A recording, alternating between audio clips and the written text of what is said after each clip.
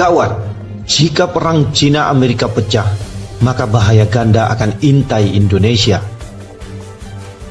Sejumlah peristiwa yang terjadi sejak awal tahun 2020 di Laut Cina Selatan menunjukkan bahwa ketegangan antara dua kekuatan besar dunia, yakni Cina dengan Amerika Serikat, semakin memanas. Kemungkinan terburuk adalah meletusnya perang dan sangat membahayakan negara-negara Asia Tenggara termasuk Indonesia.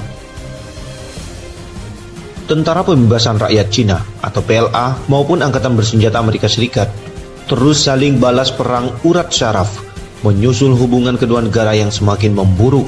Amerika Serikat sebagai kekuatan militer terbesar di dunia jelas tak mau membiarkan Cina yang dalam pandangannya telah banyak melakukan pelanggaran hukum internasional. Di satu sisi, meski kerap menyebut bahwa latihan militer adalah kegiatan rutinnya, Tentara Pembebasan Rakyat Cina sangat jelas menunjukkan ambisinya. Di bawah komando Presiden sekaligus Ketua Komisi Militer Pusat Cina, Xi Jinping, armada militer Cina belum berhenti untuk meningkatkan kemajuan teknologinya.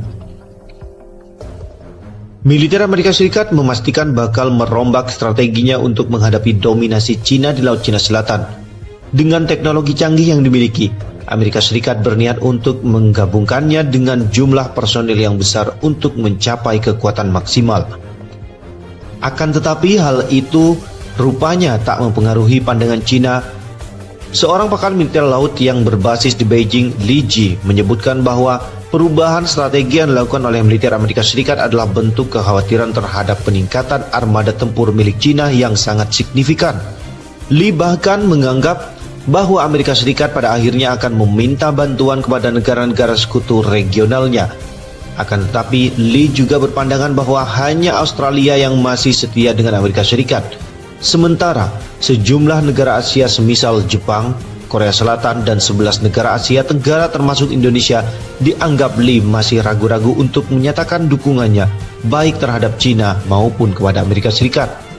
Saat ini, hanya Australia yang mendengarkan Amerika Serikat.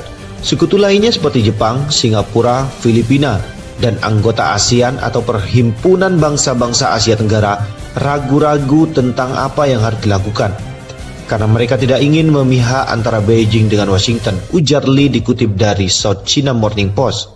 Jika melihat pengamatan dari Li, Indonesia yang memiliki wilayah dekat dengan Laut Cina Selatan bakal terkena dampak besar jika Cina dengan Amerika Serikat terlibat konfrontasi militer. Di sisi yang lain, jika dalam pengamatan Li sejumlah negara Asia Tenggara memilih bersikap netral, lantas bagaimana dengan posisi Indonesia? Terdapat bukti bahwa Indonesia adalah salah satu negara yang memiliki kerjasama di sejumlah sektor termasuk militer dengan Australia. Yang lebih berbahaya adalah Cina tengah memantau aktivitas sejumlah negara yang tergabung dalam kemitraan strategis komprehensif, sebuah kemitraan yang dibuat oleh Australia dengan sejumlah negara, dan salah satunya adalah Indonesia. Bahkan Amerika Serikat yang tak mau terusir dari Laut Cina Selatan, mereka mengubah taktik perangnya. Armada militer Amerika Serikat di Laut Cina Selatan tengah ditinjau.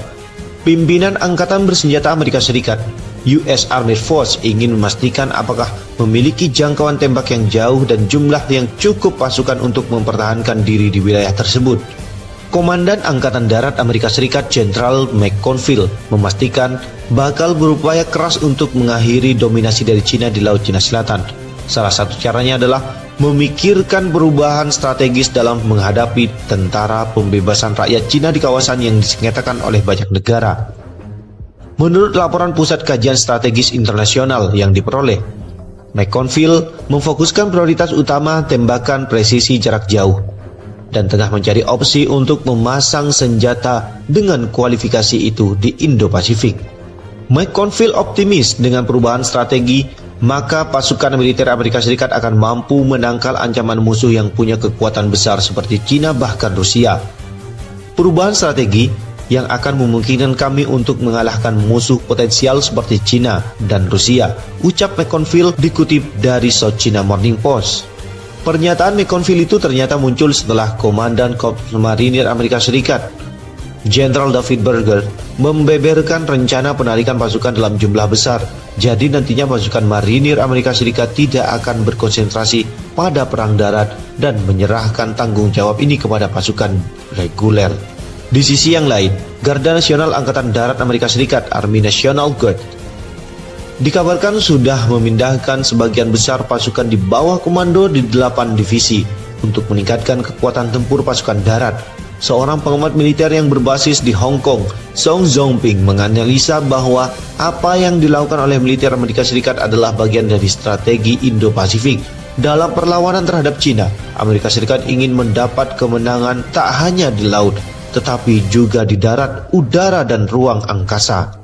Amerika Serikat ingin memperkuat kemampuan serangannya dengan mengintegrasikan sistem daya tembakan di darat, udara, laut, dan ruang angkasa, dan menggabungkan itu semua dengan pasukannya dalam sistem tempur operasi gabungan yang kuat, kata Zhong Zongping.